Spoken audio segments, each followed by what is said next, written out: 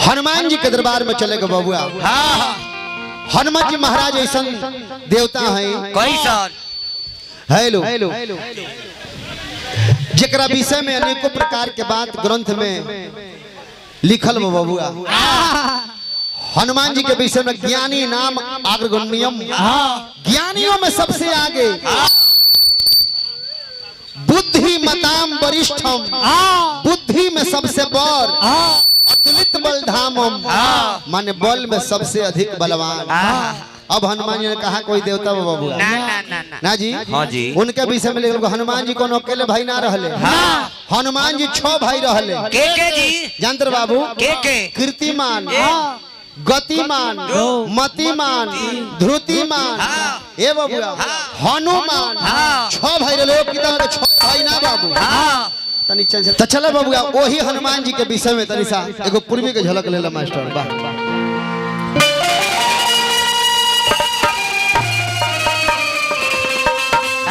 Hello hello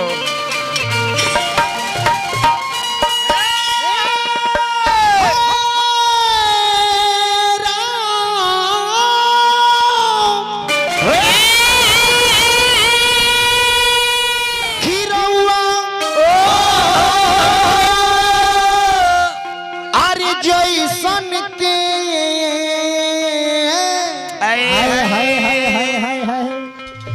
दुनिया बाबा हो अरे बलवान हनुमान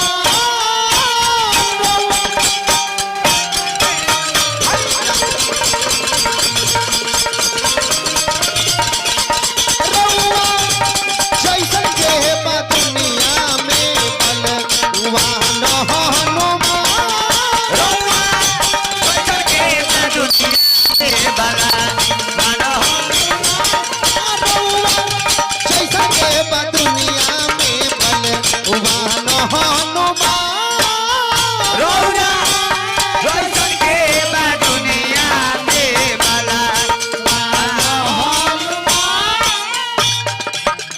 रउआ जैसन के बाद दुनिया में बलवान हनुमान। लखनऊ के लागल माना व्याकुल भइले भगवान। लखनऊ के लागल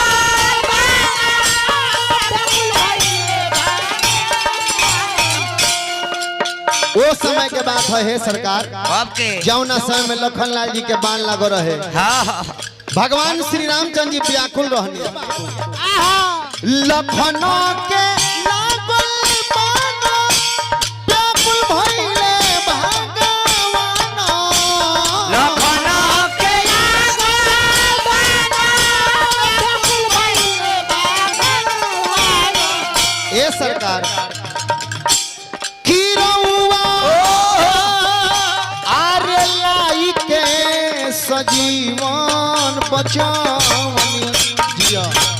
आओ तनी छबरहिया चौगो डालो चली ए बबुआ की रउआ अरे लाई के सजीवन बचवनी अरे प्राण हनु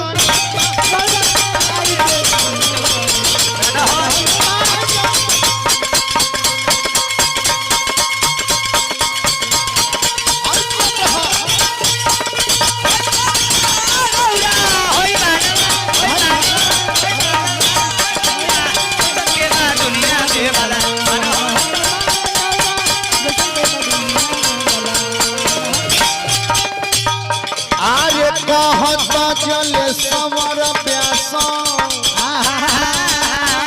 चरण में लागल आस। बाकी तिहाई लगी भिखारी ठाकुर वाला। भिखारी ठाकुर जी पूर्वी में जब चौगुन बाजे तो लखेंगे तिहाई लगावत रहनी हो। कहता जलेश्वर कहता जलेश्वर कहता जल कहता जलेश्वर कहता जलेश्वर कहता जल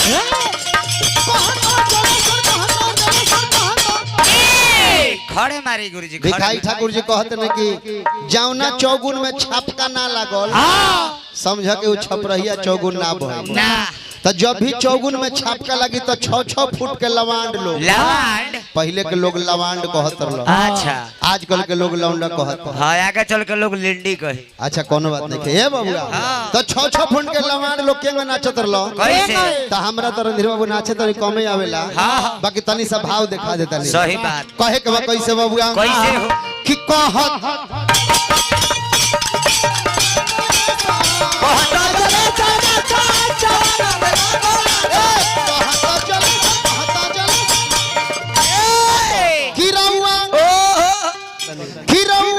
अरे चरण में हेमंत अरे नदान हनु रउआ चरण में हेमंत नदान हनु रउआ चरण में हेमंत नदान हनु रउआ चरण में हेमंत नदान अब चले के भगवान के नाम ले जाओ बोने से होई। वाह वाह कहे के बढ़ जाओ का कहे के बा कि अरे हरि गुण गाई के अरे जीवन बना रे बचवा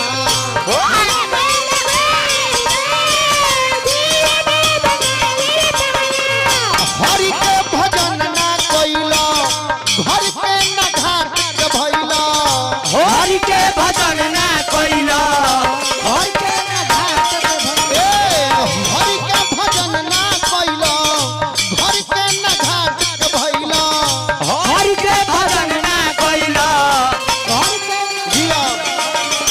अरे शरण में जाई के प्रभु गुणवा गाले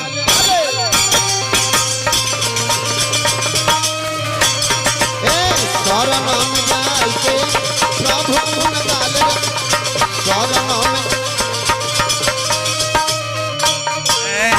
प्रेम से बोली शिव शंकर भगवान की जय।